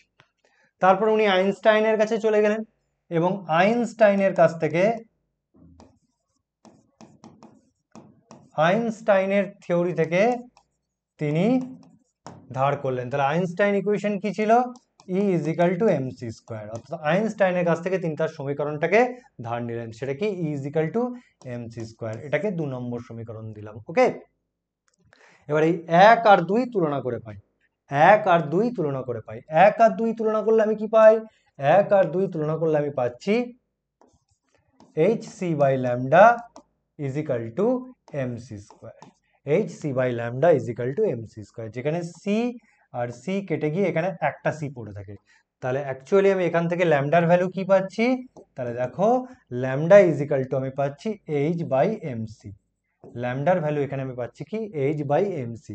সিটা কি আলোর বেগ, কিন্তু ইলেকট্রনের বেগ কি আলোর বেগের সমান হয়, ইলেকট্রনের বেগ আলোর বেগের সমান হয় না, তাই সি এর জায়গায় আমি কি লিখছি lambda is equal to H by M V, অর্থাৎ সি এর জায়গায় আমি কি লিখছি ভি, ভিটা হচ্ছে কি ইলেকট্রনের বেগ, এবং ইলেকট্রনের বেগ আলোর বেগের সমান হয় না, তাই সি এর পরিবর্তে আমি এখানে কি লিখছি ভি। তাহলে আমার দেখো ফর্মুলাটা প্রুভ হয়ে গেল, ল্যামডা ইজ ইকাল টু কি এইচ বাই এম ভি, এটাই হচ্ছে কি আমার ডি ব্রগলির ইকুয়েশন। এখানে একটা ইম্পর্টেন্ট জিনিস আছে, সেটা কি, সেটা হচ্ছে ধরো ইলেকট্রনের বেগ যদি আমাকে বলে দেয়, সেখান থেকে আমি তরঙ্গ দৈর্ঘ্যটাকে বার করতে পারছি, কিন্তু ইলেকট্রনের বেগ যদি আমাকে না বলে দেয় তখন কি হবে, যদি আমাকে ইলেকট্রনের বেগ না বলে দিয়ে যদি আমি ইলেকট্রনের গতিশক্তি বলে দেয়, ইলেকট্রনের বেগ না বলে দিয়ে আমাকে ইলেকট্রনের গতিশক্তি বলে দেয়, তখন আমি ল্যামডার ভ্যালু কি করে বার করব, অর্থাৎ বেগ যদি না বলে দিয়ে আমাকে যদি ইলেকট্রনের গতিশক্তি বলে দেয়, তখন আমরা ওই তরঙ্গ দৈর্ঘ্য কিভাবে বার করে থাকি। ওকে, তাহলে ইলেকট্রনের গতিশক্তি E is equal to formula কি half M V square, E is equal to formula কি হাফ এম ভি স্কোয়ার, যেখান থেকে এখান থেকে আমি ভি ইজ ইকাল টু কি লিখতে পারি, এখান থেকে ভি ইজ ইকাল টু লিখতে পারি root over 2 E by M, sorry ঠিক লিখলাম, ভুল লিখলাম, এখান থেকে আমি কি লিখতে পারি 2 E by m, 2 E by small m. এবার আমি ফর্মুলায় পুট করি, আমার ফর্মুলাটা কি lambda is equal to H by M v, lambda is equal to H by M v. তাহলে h is equal to m, v এর জায়গায় আমি কি বসাচ্ছি, ভি এর জায়গায় আমি বসাচ্ছি 2 ই বাই এম, ভি এর জায়গায় আমি বসালাম কি 2 ই বাই এম। এরপর আমি কি করছি, এরপর আমি যেটা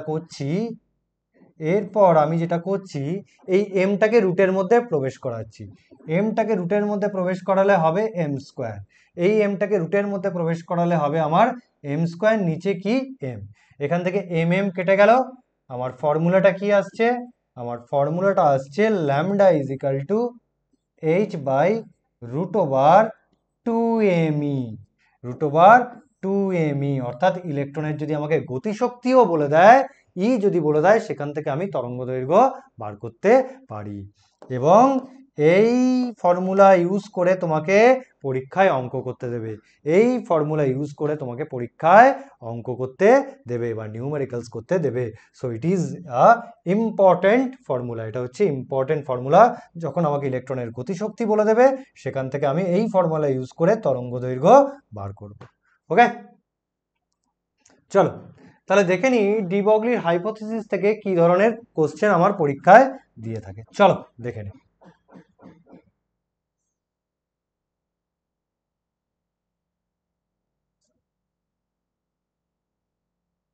চলো চলে এসছি।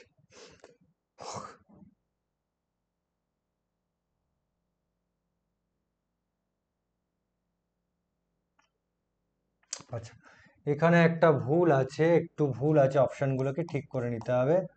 এটা হবে মিটার, এটা হবে মিটার, এটা হবে মিটার, এইখানটা হবে 0.72 ইন্টু 10⁻⁻6 মিটার। ওকে, চল চল।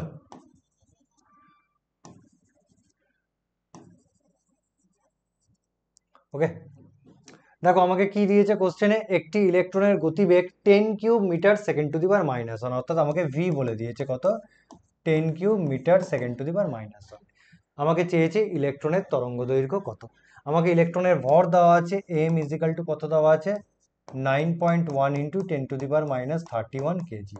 আর কি জানি আমি, এইচ অর্থাৎ প্লাঙ্কের ধ্রুবকের মান আমি জানি, সেটা কত, 6.6 ইন্টু 10⁻34 জুল সেকেন্ড। ওকে, এটা আমার প্লাঙ্কের ধ্রুবকের মান। আমাকে কি বার করতে হবে, আমাকে ল্যামডা বার করতে দিয়েছে। ওকে, তো আমি তো ডি ব্রগলি হাইপোথিসিসের ফর্মুলা জানি, ফর্মুলাটা কি, lambda is equal to H by MV. ফর্মুলাটা কি, lambda is equal to H by MV. তাহলে এইচটা কত, এইচটা হচ্ছে আমার 6.6 ইন্টু 10⁻34। এম কত, এম হচ্ছে 9.1 ইন্টু 10⁻31 কেজি। ভি কত, ভি হচ্ছে 10 cube metre per second, 10 cube metre per second. তাহলে প্রথমে আমরা 10 টু দি পাওয়ারগুলো হিসাব করে নিই। তাহলে 10 টু দি পাওয়ার -31 আর ইন্টু 10 কিউব, তাহলে কত আসবে, 10 টু দি পাওয়ার -28। এটাকে যদি ওপরে নিয়ে চলে যাই, তাহলে আমার আসছে 6.6 ইন্টু 9.1 ইন্টু 10 টু দি পাওয়ার -34, আর নিচে এসছে 10 টু দি পাওয়ার -28। ওপরে নিয়ে গেলে কি হবে, 10 টু দি পাওয়ার 28 হলো। এবার হিসাবটা করে নিই, আমার কাছে ক্যালকুলেটর আছে। 6.6 ডিভাইড বাই 9.1 কত আসছে, 0.72। কত আসছে, 0.72 ইন্টু, তাহলে এই দুটোকে ক্যালকুলেশন করলে কি হয়, -34 প্লাস 28 আসে আমার 10 টু দি পাওয়ার -6।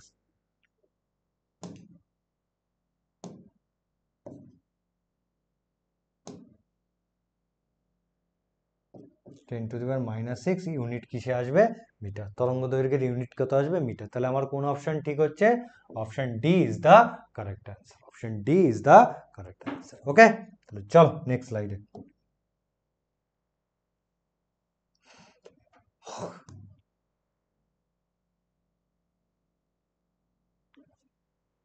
চলো এইবার যেটা পড়বো এটাও খুব ইম্পর্টেন্ট,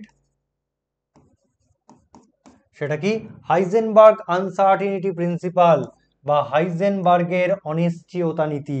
আগে আমরা নীতি এবং তার ম্যাথামেটিক্যাল এক্সপ্রেশন পড়বো, তারপর এর ব্যাখ্যা আমি দেব। তাহলে নীতিটা কি বলছে, নীতি দেখো বলছে কোনো নির্দিষ্ট মুহূর্তে ইলেকট্রন বা ওই জাতীয় গতিশীল আণুবীক্ষণিক কণার অবস্থান এবং ভরবেগ একই সঙ্গে নির্ভুলভাবে পরিমাপ সম্ভব নয়। তাহলে কি বলছে, কোনো নির্দিষ্ট মুহূর্তে ইলেকট্রন বা ওই জাতীয় আণুবীক্ষণিক কণার ভরবেগ ও অবস্থান একই সঙ্গে নির্ভুলভাবে পরিমাপ সম্ভব নয়। ওকে, এর ম্যাথামেটিক্যাল এক্সপ্রেশন কি, এর ম্যাথামেটিক্যাল এক্সপ্রেশনটা দেখে নিই, তারপর আমি ব্যাখ্যায় আসব।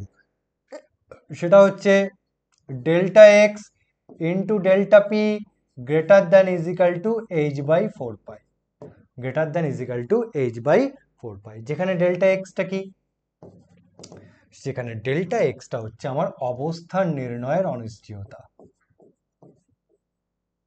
অবস্থান নির্ণয়ের অনিশ্চয়তা মানে আনসার্টিনিটি ইন পজিশন, অর্থাৎ অবস্থান নির্ণয় করার সময় যে ভুল হবে।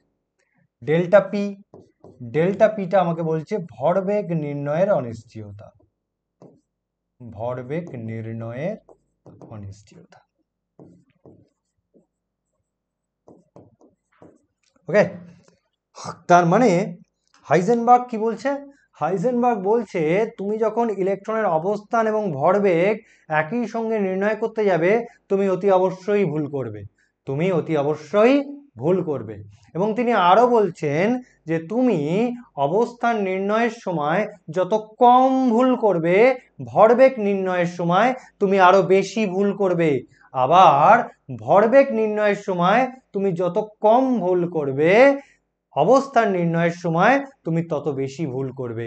অর্থাৎ সোজা কথায় তুমি ইলেকট্রনের অবস্থান নির্ণয়ের সময় অতি অবশ্যই ভুল করবে, ভরবেগ নির্ণয়ের সময় অতি অবশ্যই ভুল করবে যদি তুমি ওদেরকে একসাথে ডিটারমাইন করতে যাও, তুমি ওদেরকে একসাথে ডিটারমাইন করতে যাও। কেন ভুল হচ্ছে, কেন ভুল হচ্ছে, কেন হাইজেনবার্গ এই কথাটা বললেন? তার কারণ দেখো, গতিশীল ইলেকট্রন কিন্তু তরঙ্গের ন্যায় নিউক্লিয়াসকে আবর্তন করে। গতিশীল ইলেকট্রন তরঙ্গ ধর্ম প্রদর্শন করে, অর্থাৎ ও নিউক্লিয়াসকে কেন্দ্র করে তরঙ্গের ন্যায় কি করে, প্রদর্শন করে। অ্যাকচুয়ালি এই হচ্ছে, ইলেকট্রন কিন্তু এইভাবে নিউক্লিয়াসকে কেন্দ্র করে আবর্তন করে না। ইলেকট্রন কি করে, গতিশীল ইলেকট্রন তরঙ্গ ধর্ম প্রদর্শন করে, অর্থাৎ ঠিক এইভাবে তরঙ্গের ন্যায়, তরঙ্গের ন্যায় কি করে, নিউক্লিয়াসকে কেন্দ্র করে আবর্তন করে। অর্থাৎ গতিশীল ইলেকট্রন কি দেখায়, তরঙ্গ ধর্ম দেখায়। আর তরঙ্গকে কি আমরা খালি চোখে দেখতে পাই? তরঙ্গকে আমি খালি চোখে দেখতে পাই না। তাই মনে হবে ইলেকট্রনটাকে আমি এইখানে দেখতে পাচ্ছি, কখনো মনে হবে ইলেকট্রনটাকে এখানে দেখতে পাচ্ছি, কখনো মনে হবে ইলেকট্রনটাকে আমি এখানে দেখতে পাচ্ছি। অর্থাৎ ইলেকট্রনের সঠিক অবস্থান আমি কখনোই নির্ণয় করতে পারবো না, কারণ গতিশীল ইলেকট্রন কি ধর্ম প্রদর্শন করে, তরঙ্গ ধর্ম প্রদর্শন করে। অর্থাৎ আমি ইলেকট্রনের যদি অবস্থান নির্ণয় করতে যাই, আমি অতি অবশ্যই ভুল করব, আমি অতি অবশ্যই ভুল করব, কারণ ইলেকট্রনের কোনো ডেফিনিট প্যাথ নেই, ও তরঙ্গের মতো কি করে, নিউক্লিয়াসকে আবর্তন করে। অর্থাৎ কখনো আমি ইলেকট্রনকে দেখবো নিউক্লিয়াসের এইখানে আছে, কখনো দেখবো বাম দিকে আছে, কখনো দেখবো নিউক্লিয়াসের ডান দিকে আছে। ওকে, ওর কোনো ডেফিনিট প্যাথ নেই। এটাকে আর এক রকম ভাবেও ব্যাখ্যা করা যায়, যেমন ধরো এই নিউক্লিয়াস, এই ধরো আমার ইলেকট্রন, এই ধরো ইলেকট্রন। এবার ইলেকট্রনটাকে দেখতে গেলে, যে কোনো জিনিসকে দেখতে গেলে আমাকে তার উপর কি ফেলতে হয়, আলো ফেলতে হয়, লাইট ফেলতে হয়। তাহলে ইলেকট্রনকে আমি যদি দেখতে হয়, তাহলে ইলেকট্রনের উপর আমি কি ফেলবো, লাইট ফেলবো। যেই ইলেকট্রনের উপর লাইট ফেলবো, ইলেকট্রন কি করবে, ওই লাইট থেকে শক্তি কি করবে, শোষণ করবে। শক্তি শোষণ করলেই ও এক্সাইটেড হয়ে পড়বে, সঙ্গে সঙ্গে ও কি করবে, ওর অবস্থান চেঞ্জ করে দেবে, সঙ্গে সঙ্গে ওর অবস্থান কি করবে, চেঞ্জ করে দেবে। আবার ওকে এখানে দেখার জন্য যেই আমি এর উপর লাইট ফেলবো, সঙ্গে সঙ্গে ও এক্সাইটেড হয়ে ওর অবস্থান কি করবে, চেঞ্জ করবে, এই জায়গায় চলে আসবে। অর্থাৎ যখনই আমি ওকে দেখতে যাব, তখনই ওর জায়গা ও কি করে দেবে, চেঞ্জ করে ফেলবে। আর জায়গা চেঞ্জ করছে মানেই ওর অবস্থান আমি সঠিকভাবে নির্ণয় করতে পারবো না। অর্থাৎ ওর অবস্থান নির্ণয় করতে গেলে আমি অতি অবশ্যই কি করব, ভুল করব। তাই হাইজেনবার্গ বলছে অবস্থান নির্ণয়ের সময় তুমি যত কম ভুল করবে, ভরবেগ নির্ণয়ের সময় তুমি তত বেশি ভুল করবে। আবার ভরবেগ নির্ণয়ের সময় তুমি যত কম ভুল করবে, অবস্থান নির্ণয়ের সময় তুমি ঠিক তত বেশি ভুল করবে, যদি তুমি ওদেরকে একসাথে পরিমাপ করতে যাও। ওকে, এটাই হচ্ছে কি আমার হাইজেনবার্গের অনিশ্চয়তা নীতি, যেটা বলছে কোনো নির্দিষ্ট মুহূর্তে ইলেকট্রন বা ওই জাতীয় গতিশীল কণার ভরবেগ এবং অবস্থান সঠিকভাবে নির্ণয় করা সম্ভব নয়, কারণ গতিশীল ইলেকট্রন তরঙ্গ ধর্ম কি করে, প্রদর্শন করে। ওকে, তাহলে তার ম্যাথমেটিক্যাল এক্সপ্রেশন কি, delta X into delta P greater than is equal to h/4 পাই, যেখানে ডেল্টা এক্স অবস্থান নির্ণয়ের অনিশ্চয়তা, ডেল্টা পি ভরবেগ নির্ণয়ের অনিশ্চয়তা। এছাড়াও এই সমীকরণগুলোকে আর একটু বাড়ানো যায়। ডেল্টা এক্স ভরবেগ, ভরবেগ মানে কি, এমভি, তাহলে এমভিটাকে আমি লিখতে পারি M delta V greater than is equal to h/4 পাই।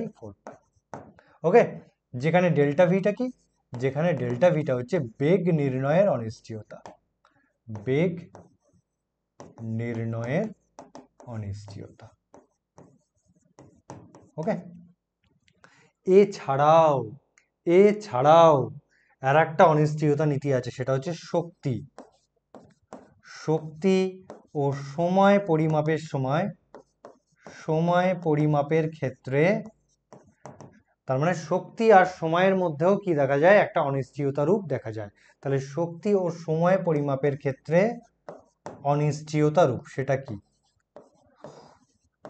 শক্তি ও সময় পরিমাপের ক্ষেত্রে অনিশ্চয়তা রূপ, সেটা কি, delta E into delta T greater than is equal to h/4 পাই। এটা হচ্ছে শক্তি ও সময়ের অনিশ্চয়তা রূপ, যেখানে ডেল্টা ইটা হচ্ছে শক্তি নির্ণয়ের অনিশ্চয়তা, ডেল্টা টিটা হচ্ছে সময় নির্ণয়ের অনিশ্চয়তা। অনেক সময় এই সমীকরণটা তুলেও কিন্তু তোমাকে পরীক্ষায় কোশ্চেন করে, এবং একবার নিটে কিন্তু কোশ্চেন এসছে এই সমীকরণটা তুলে দিয়েছে। অর্থাৎ হাইজেনবার্গের অনিশ্চয়তা নীতি বলে এই দুটো কমন সমীকরণ, এই দুটো কমন ম্যাথামেটিক্যাল এক্সপ্রেশন দেয়নি, ওরা এই এক্সপ্রেশনটা তুলে দিয়েছে, যেটা অনেকটা আনকমন এক্সপ্রেশন। ওকে, সো এই ম্যাথামেটিক্যাল এক্সপ্রেশনটাও আমাকে মনে রাখতে হবে, অর্থাৎ শক্তি ও সময়ের পরিমাপের অনিশ্চয়তা রূপটাও মনে রাখতে হবে, এবং এটা পরীক্ষায় আসে, যেখানে ডেল্টা ই হচ্ছে শক্তি নির্ণয়ের অনিশ্চয়তা আর ডেল্টা টিটা হচ্ছে আমার সময় নির্ণয়ের অনিশ্চয়তা। ওকে, এই হলো আমার হাইজেনবার্গের অনিশ্চয়তা নীতি। দেখি এখান থেকে কি ধরনের কোশ্চেন আমার আসে। ওকে, দেখো এখানে কোশ্চেন দিয়েছে কি, একটি কলার লিখে ফেলেছে, এটা কণার হবে। একটি কণার অবস্থান ও গতিবেগের অনিশ্চয়তা যথাক্রমে 10⁻⁻10 মিটার এবং 5.27 × 10⁻24 মিটার পার সেকেন্ড হলে কণাটির ভর কত। অর্থাৎ আমাকে বলে দিয়েছে কি, আমাকে ডেল্টা এক্স বলে দিয়েছে 10⁻10 মিটার, আর কি বলে দিয়েছে, আর আমাকে গতিবেগ ডেল্টা ভি বলে দিয়েছে, সেটা কত 5.27 × 10⁻24 মিটার সেকেন্ড। এটা হচ্ছে অবস্থান নির্ণয়ের অনিশ্চয়তা, এটা হচ্ছে আমার গতিবেগ নির্ণয়ের অনিশ্চয়তা, এবং আমাকে চেয়েছে মাস কত। তাহলে আমার ফর্মুলাটা কি, delta X into M delta V greater than is equal to h/4 pi. এখান থেকে আমাকে এম এর ভ্যালু বার করতে হবে। তাহলে এম ইজ ইকাল টু কি হবে, এম ইজ ইকাল টু হবে h/4 delta V into delta x, delta V into delta x. H কত, এইচ আমরা জানি 6.6 × 10⁻34 জুল সেকেন্ড। 4 পাইয়ের ভ্যালু কত 3.14 into delta V, delta V কত বলে দিয়েছে, ডেল্টা ভি আমাকে কত বলে দিয়েছে 5.27 ইন্টু 10⁻24 ইন্টু আর আমাকে ডেল্টা এক্স কত বলে দিয়েছে 10⁻10 10⁻10, এটা হচ্ছে আমার ডেল্টা এক্স বলে দিয়েছে। দেখো 10⁻24 আর 10⁻10 এই দুটো মিলে তৈরি হবে 10⁻34, আর ওপরেও দেখো 10⁻34 আছে, তার মানে এইটা এইটা আর এইটা কি হয়ে যাবে, কেটে যাবে। তাহলে আমার পড়ে থাকছে যেটা, আমার ক্যালকুলেটর আছে, ইউজ করি 6.6 ভাগ 4 ইজ ইকাল টু ভাগ 3.14 ইজ ইকাল টু ভাগ 5.27। ওকে, চলে এসছে। তাহলে আমার কত আসছে, আমার এম ইজ ইকাল টু আসছে, অতএব এম ইজ ইকাল টু আসছে 0.099। ওকে, ইউনিট কত আসবে, ইউনিট আসবে কেজি, কারণ এটা আমি এসআই পদ্ধতিতে বার করেছি, তাই ইউনিট হবে কেজি। তাহলে কোন অপশন ঠিক, দেখো অপশন এতে আছে 0.99 কেজি, অর্থাৎ option A is the correct option. Okay, option A is the correct option. তাহলে থ্যাংক ইউ সবাইকে। তাহলে আজকের আমাদের পড়াটা এই অবধিই থাকলো। ওকে, এরপর দিয়ে আমরা পরের দিন পড়ব। তো যে কথাটা বলার, যে ভিডিওটা যদি তোমাদের ভালো লাগে তোমরা বেশি বেশি করে শেয়ার করো, বেশি বেশি করে লাইক করো। তাহলে আজ এই অবধি থাকলো। জয় হিন্দ।